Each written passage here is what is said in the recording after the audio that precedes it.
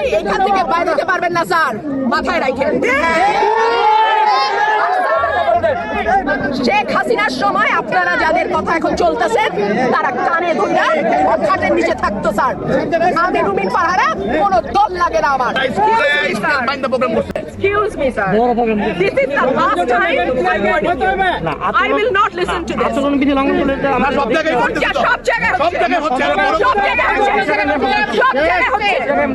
আপনি পারলে থামাই দেন। আজকে আমি ভদ্রতা করে থামাইছি, নেক্সট টাইম যদি বুড়া আঙ্গুল দেখে আপনারা কিছু করতে পারেন না। এইরকম দেখাই আপনাদের খোঁজ নেন।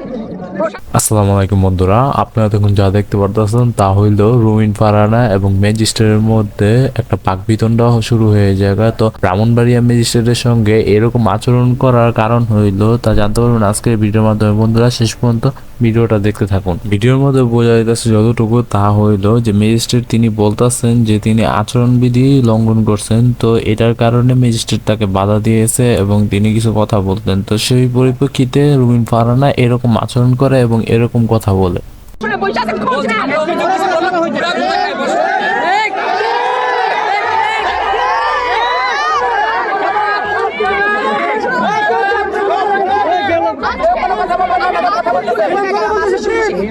ভবিষ্যতে শুনবো না। আর আমার আমি যদি না বলি এখান থেকে বাইরে যেতে পারবেন না স্যার, মাথায় রাখেন। আমি যদি না বলি এখান থেকে বাইরে যেতে পারবেন না স্যার, মাথায় রাখেন।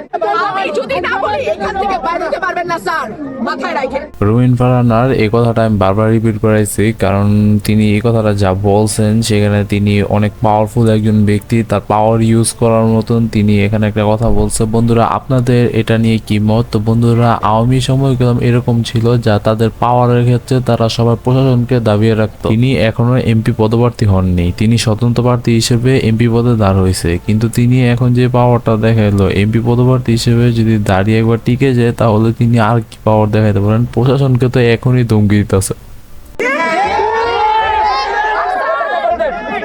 শেখ হাসিনার সময় আপনারা যাদের কথা এখন চলতেছেন তারা কানে ধইরা খাটের নিচে থাকতো স্যার। আমি রুমিন পাহারা, কোনো দল লাগে না আমার।